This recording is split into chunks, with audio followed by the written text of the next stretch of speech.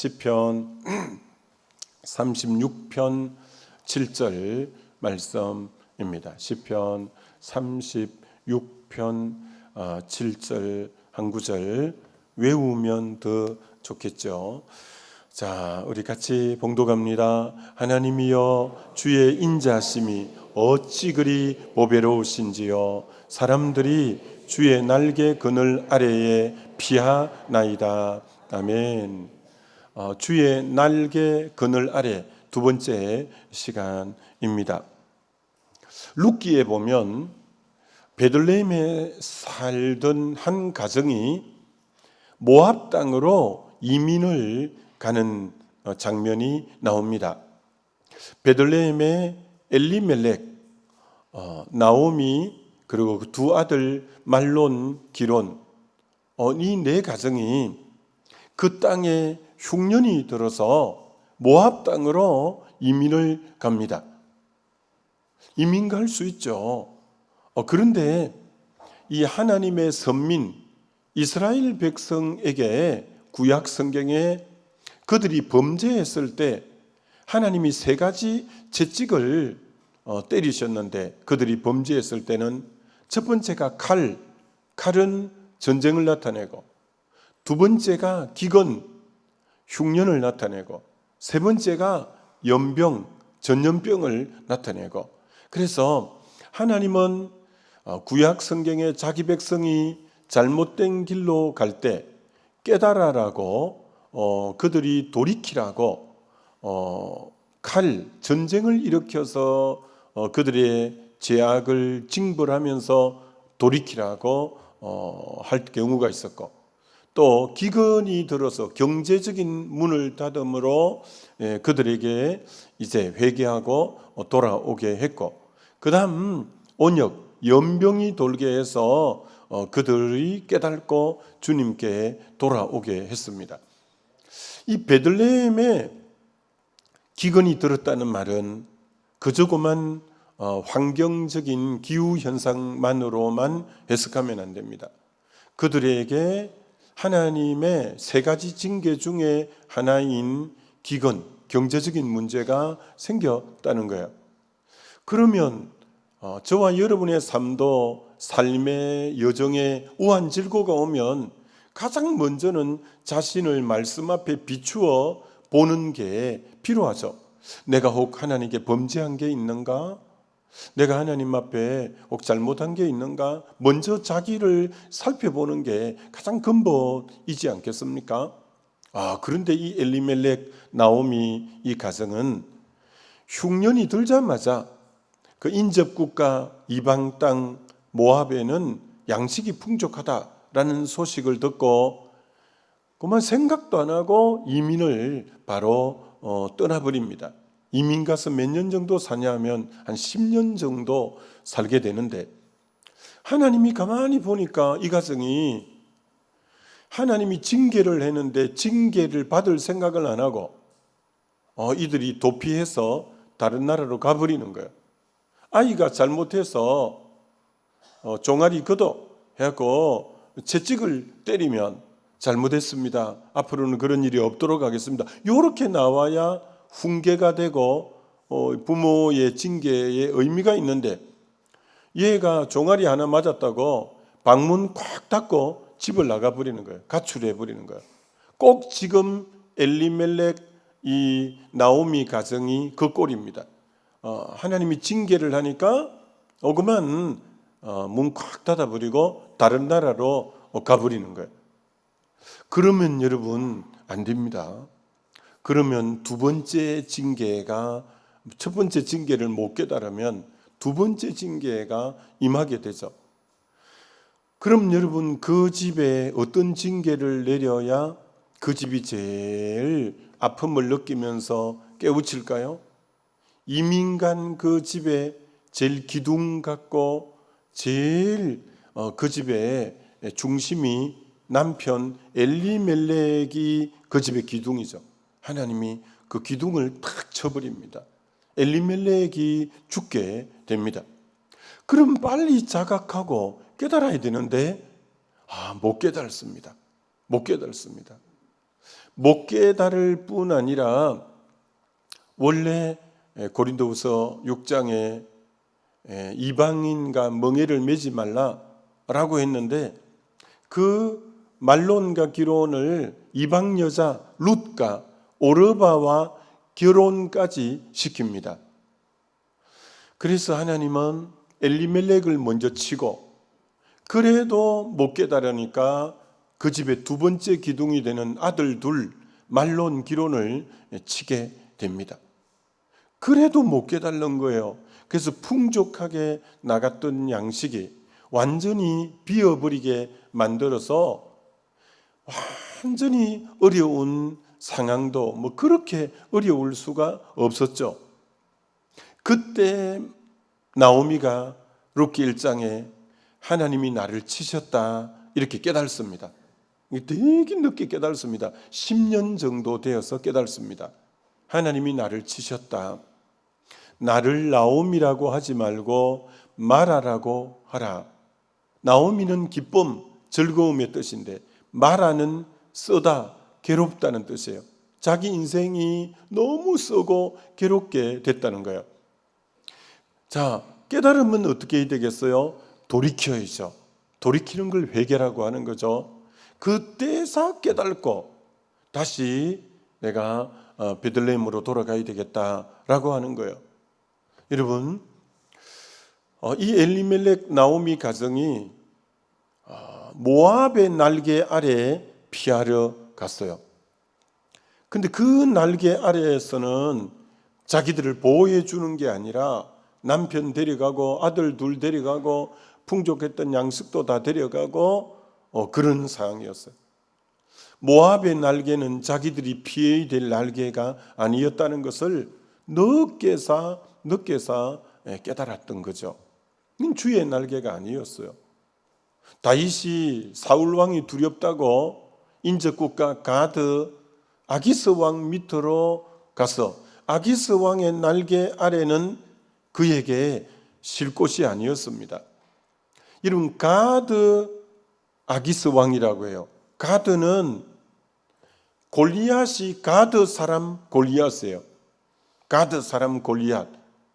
다윗이 골리앗을 가드 사람 장수 골리앗을 죽였는데 가드 왕 아기스 밑으로 갔더니 그 옆에 장수들이 왕이시여 이자가 우리의 그 놀라운 장수인 골리앗을 죽인 자입니다. 이러는 거야. 그러니까 왕궁 안에 지금 다윗이 있는데 거기 장수들이 삥 둘러 있는데 자기 정체성이 탄로가 난 거예요. 이 사람이 우리 골리앗 가드의 골리앗을 죽인 자입니다 하니까 장수들이 사방에 딱 있고 자기는 무장해제해 있는 상황인데 완전히 도간에 든 지가 되었어요. 더 죽을 일이 생겼어요. 그래서 아기스 왕 날개 아래 갔더니 더 심히 두려워했고 죽을 일이 생긴 것처럼. 그래서 어떻게 빠져나갈까 이 상황을 그 하나님의 기름 부은 자인데 그 사람이 사무엘이 와서 벌써 기름 부어서 하나님의 기름 부은 자인데 이방 나라 가서 너무나 수치를 당하고 있는 거예요.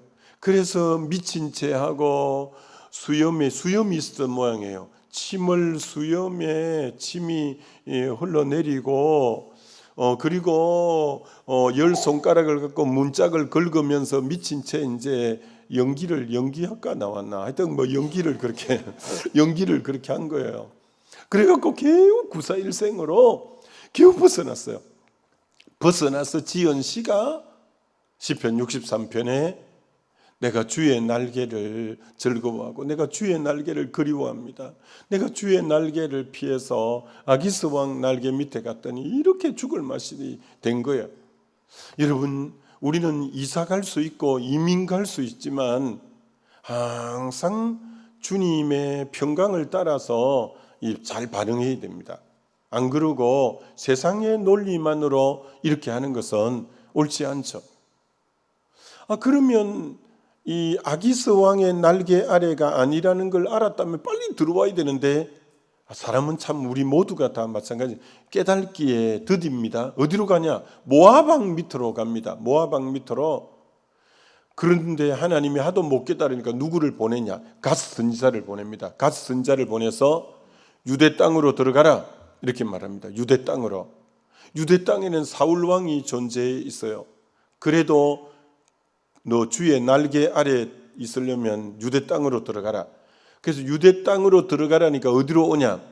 헤렛 수풀로 들어갔다는 거예요. 헤렛. 그 유대 땅 안에 왜 수풀? 사울 왕의 눈에 띄면 안 되니까 다시 또 군대를 풀어서 뒤쫓아올 거니까 헤렛 수풀. 그러나 비록 헤렛 수풀이었지만 주의 날개 안에 거하게 되어졌던 거죠. 그러니까 여러분 참 오늘 우리가 주의 날개 아래를 여러분이 육신이 편하고자 물질적으로 좀 얻고자 해서 그렇게 움직이는 것은 자칫하면 그건 주의 날개가 아닌 경제 논리에 따라 내가 반응하는 것일 수 있다는 거예요. 반면에 다윗이 주의 날개 아래 피하고 거한다고 주로 시를 지었던 대부분의 장소는 광야, 황무지, 동굴 속이었거든요. 그렇다고 볼 때 광야, 황무지, 동굴 안에 있을 때 그가 내가 주의 날개 아래 피합니다. 주의 날개를 즐거워합니다. 라는 모습을 볼 때 주의 날개란 환경, 여건, 상황, 조건과는 관계가 없는 것을 보게 되죠. 사도 바울이 빌립보 감옥 안에 있었지만 주의 날개 안이 되어서 찬양하고 기도할 때 주의 임재가 가득하고 주의 역사가 있었던 것처럼 주의 날개는 환경하고 관계가 있는 게 아니구나. 내가 좋은 환경 속에 있고 좋은 지위 가운데 있다고 그게 주의 날개 안에는 아니구나 라는 것이죠. 그래서 어떤 형편에 내가 있든지 환경 속에 있든지가 아니라 정말 실제로 주의 날개 그늘 아래라는 이 부분이 필요하다라는 거예요. 자, 그러면 생각해 볼 게 뭐냐면 그러면 환경이나 지위나 권세나 이런 것이 주의 날개를 결정하는 것은 아니라고 했을 때 무엇이 주의 날개 아래 있음을 결정하는 것이냐라는 거예요. 이건 참 깊이 생각해 봄직이 필요합니다. 다윗이 시편을 쓸 때 주님이 나의 피난처라는 고백을 시편 3편에도 7편에도 11편에도 27편에도 31편에도 주님은 나의 피난처입니다 라고 주님을 자기 피난처로 자주 삼았던 것을 보게 됩니다. 주님은 나의 피난처입니다 하고 주님에게 속하는 삶을 많이 살았던 이가 이 다윗입니다. 그리고 자기를 보호해 달라고 할 때 참 되게 중요한 말이에요. 시편 16편 1절이 이렇게 시작됩니다. 여호와여 나를 보호하소서 내가 주께 피하나이다 이렇게 말합니다. 자, 이 두 단어가 같이 연결이 돼야 의미가 있는 겁니다. 나는 세상에 피해 있으면서 주님에게 나를 보호하소서 이건 엇박자라는 거예요. 나를 보호하소서 할 때 나는 어디로 피하냐? 내가 주께 피하나이다. 내가 주님에게로 피하면서 주님의 날개 안으로 들어가면서 그리스도 안 주님 안에 들어가면서 내가 주님 나를 보호하소서 할 때 이게 짝이 맞고 연결이 되는 거예요. 굉장히 중요한 거예요. 내가 주님에게 피한다라는 이 단어. 여러분 그래서 시편 16편을 읽어보면 가장 먼저 그리고 피난처라는 부분도 가장 앞부분에 다 나와요. 내가 피한다는 구절들도 먼저 그렇게 내가 가장 먼저 해야 될 게 주님에게 피하는 거예요. 그래서 내가 주님 안으로 들어가는 거예요. 그게 주의 날개 안으로 들어가는 거예요. 그래서 시편 16편에는 여호와여 나를 보호하소서 내가 주께 피하나이다. 이게 먼저 대전제가 딱 되는 거예요. 주님에게 피한다. 이걸 여러분이 늘 의식하는 게 필요해요. 새벽기도 나와도 내가 주님에게 날개 안으로 들어간다. 내가 주께 피한다라는 이 의식이 굉장히 필요한 거예요. 자, 주여 나를 보호하소서, 내가 주께 피하나이다라고 먼저 고백하고 선언하고 그 다음 2절부터 이렇게 말하는 거예요. 주는 나의 주님이시오니 주밖에는 나의 복이 없다 하였나이다. 주밖에 나의 복이 없습니다. 왜? 그는 온전히 주님에게 피하고 난 뒤에 하는 고백이에요. 여호와는 나의 산업이시요 나의 잔의 분깃이시니이다. 여호와께서 내게 줄로 재어준 구역은 아름다운 곳에 있음이요 하면서 그리고 내가 항상 내 앞에 주를 배옵섬이요 그가 내 우편에 계심으로 내가 요동치 아니하리로다. 다 그 모든 고백이 어디서 나오냐? 주님에게 피합니다 라는 이 고백이 선행되고 나머지가 다 이제 되는 거예요. 여러분, 주님에게 피합니다. 이 말은 다른 말로 주님에게 내가 속합니다. 이것은 신약적으로 신약에 제일 많이 나오는 단어, 사도 바울의 서신에 제일 많이 나오는 단어는 그리스도 안이라는 거예요. 내가 그리스도 안에 속합니다. 여러분, 이렇게만 말하면 약간 밋밋하잖아요. 항상 기뻐하라. 그게 어떻게 가능해? 쉬지 말고 기도해라. 어떻게 그게 가능해? 범사에 감사하라. 그게 어떻게 가능해? 약간 그 세 구절만 떼놓으면 약간 항상 기뻐할 수 있다고? 쉬지 말고 기뻐할 수 있다고? 범사에 감사하다고? 아니에요. 그 세 구절을 딱 떠받치고 있는 게 이는 범사에 감사하라. 이는 그리스도 예수 안에서 너희를 향한 하나님의 뜻이니라. 방금 이 항상 기뻐하고 쉬지 말고 기도하고 범사에 감사하고는 어디 있을 때만 가능하냐? 그리스도 예수 안에 있을 때 이게 가능한 거예요. 이게 바로 주님에게 피하는 거고 주님에게 속하는 거다라는 거예요. 자, 여러분, 내가 어디 속했나라는 것은 오늘 이 세상 사람들이요, 알게 모르게 자기가 어디 속했느냐에 대한 것을 얼마나 깊이 생각하는지 아세요? 내가 어디 속했는가? 이번에 제가 교단 총회에 갔다 왔잖아요. 거기 가면요, 그걸 되게 많이 인식합니다. 어디 속했는가? 대부분 목회자들이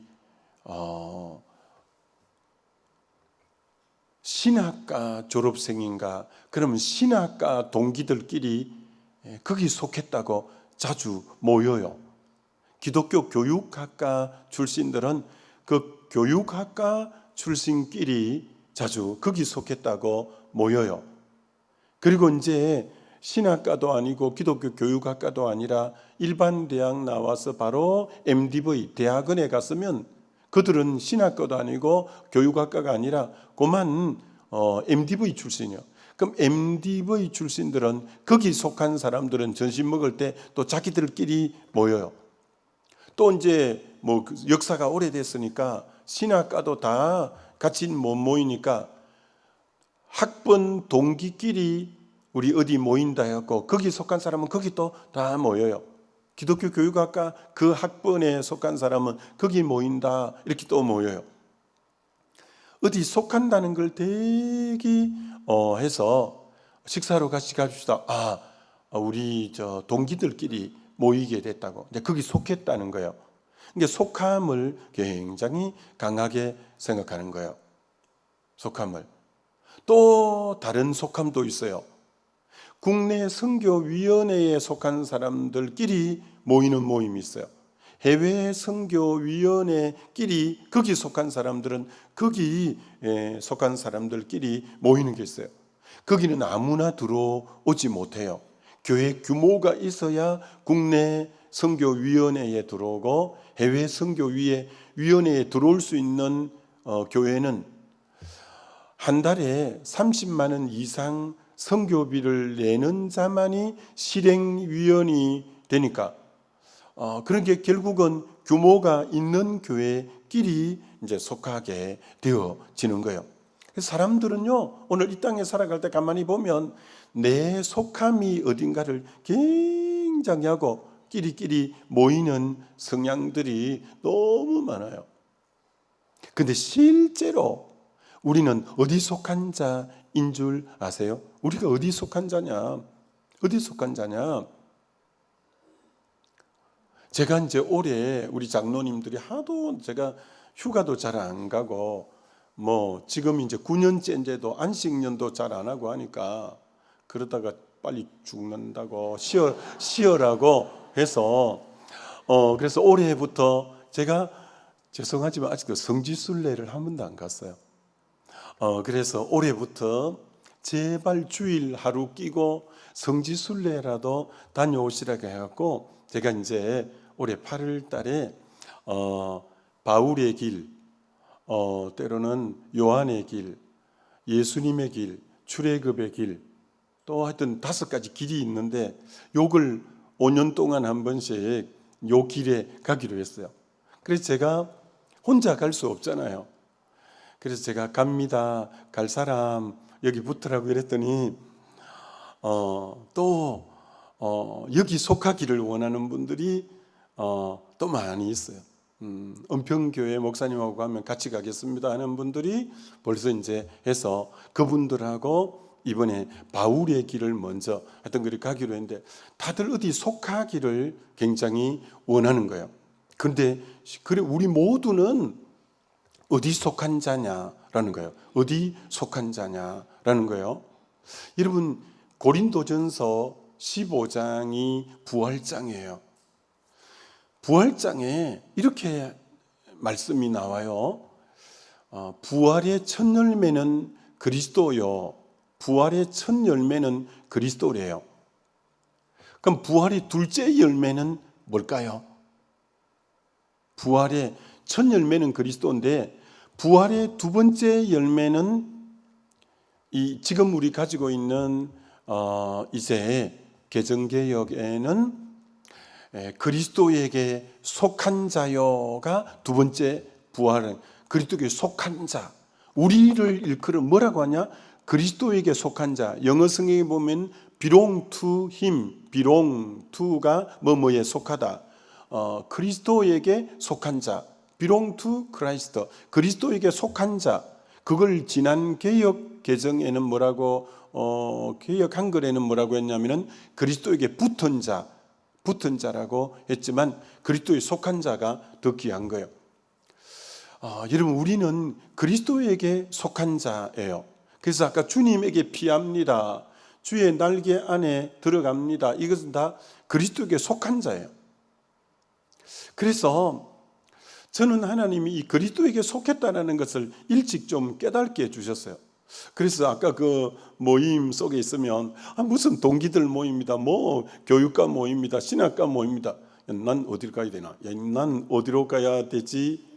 난 그리스도에게 속했으니까 그리스도에게 속한 자는 오라 하면 그게 이제 그리스도에게 속한 자예요.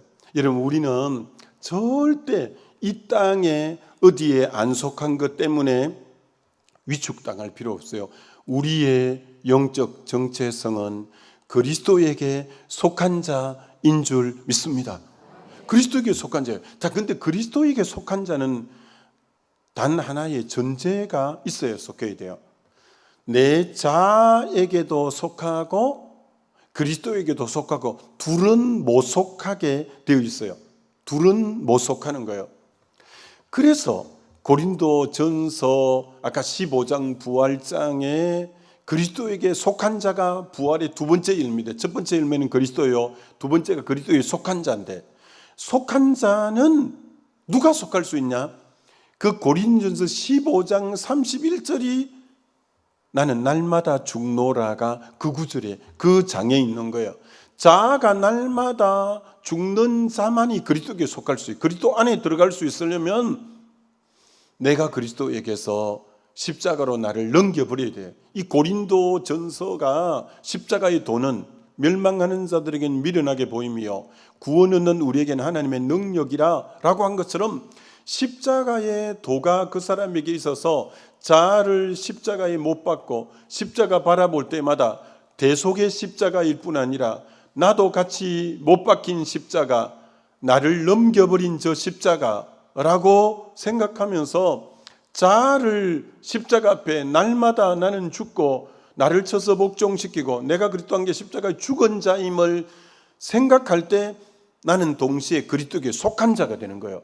여러분이 어제까지 그리스도에게 속하고 어제까지 그리스도 안에 거했고 어제까지 그리스도에게 피했고 어제까지 그리스도의 날개 안에 거해도 오늘 자아가 살아있고 오늘 나에게 속해버리면 그 자는 그리스도의 날개 아래에 있는 자가 아니에요. 그래서 우리는 매일 내 자아가 죽고 그리스도에게 속한 자가 될 때, 내 자아가 죽고 그리스도에게 속한 자가 될 때 우리는 그리스도의 날개 아래에 있게 되는 거예요. 여러분, 이 그리스도의 날개 아래에 있다, 그리스도 안에 있다, 이것이 얼마나 귀한 것인지 몰라요. 다시 말합니다. 자아가 매 순간 십자가로 자아를 옛사람을 넘겨버림으로 내가 부활하신 그리스도와 함께 연합함으로 나는 그리스도에게 속한 자 되어지시기를 주의 이름으로 축원합니다. 여러분이 혹 주일날이든 평일날이든 누가 식사로 끼리끼리 가는데 난 안 데리고 가, 난 저기에 속한 자가 아니구나, 약간 마음이 쎄할 수 있어요. 난 저 모임이 자기들끼리 모이는데 나는 저기 속하지 못하구나, 쎄할 수 있어요. 아까 말했잖아요. 그 총회 가면 다 동기들 모임한다고 다 가는데 난 어디 가냐 되나? 그래도 그리스도의 속함이 강할 때, 여러분, 그리스도의 속함이 강할 때는 그런 건 아무것도 아닌 거예요. 여러분이 그리스도의 속함이 약하기 때문에 저기 모속함이 열등감이 있고 저기 모속함이 열등감이 있고 난 왜 저런데 모속했을까? 여러분 아닙니다. 우리 그리스도인의 정체성이 뭐예요? 우리는 그리스도에게 속한 자예요. 여러분이 어떤 유의 모임에 모속한다고 조금도 그럴 필요 없어요. 가장 귀한 속함인 그리스도에게 속한 자가 저와 여러분인 줄 믿습니다. 그걸 인식해야 돼요. 그럴 때 내가 그리스도의 날개 아래에 거함이 늘 인식되는 거예요. 난 그리스도에게 속한 자지, 난 그리스도 안에 있는 자지, 난 오늘도 그리스도에게 피하는 자지.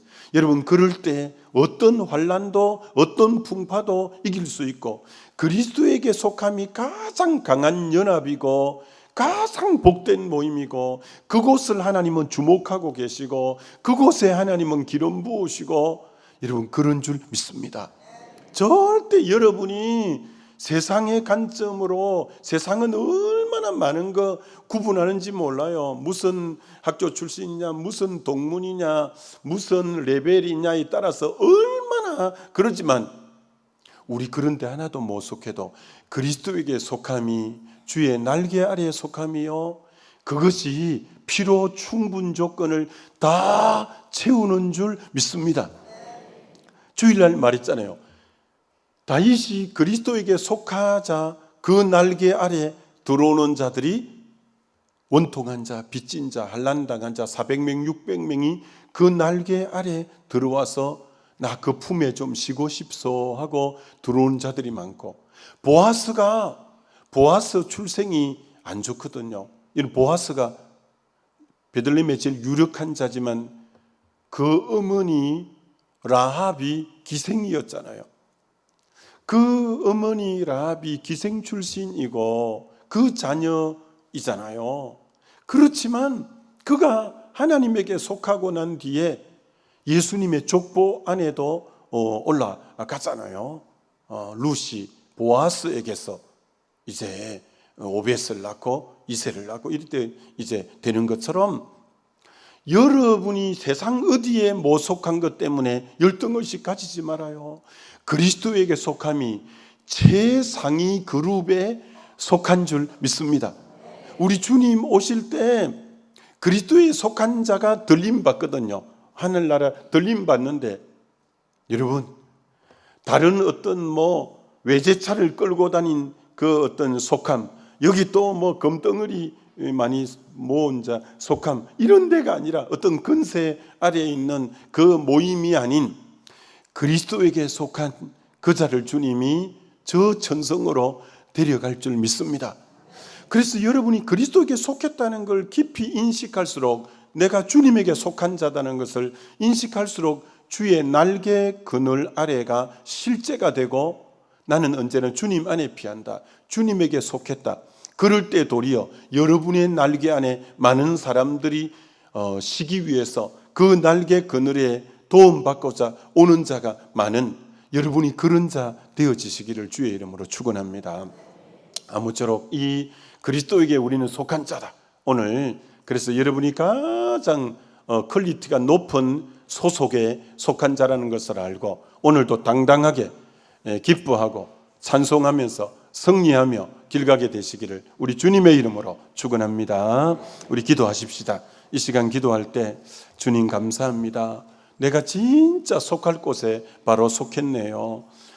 날마다 내 자아를 십자가에 넘겨버리고 또 그리스도에게 속했음을 생각하면서, 주님, 세상은 이것저것 차별하면서 넌 우리 팀이 아니야, 넌 우리 편이 아니야, 그래서 또 제외할지 모르지만 그리스도의 속함이 제일 행복인 줄 알고, 그리스도의 날개 그늘 아래 있는 게 제일 복인 줄 알고 일생을 감사하며 기뻐하며 찬양하며 살게 해달라고 주여 한번 부르고 기도합니다.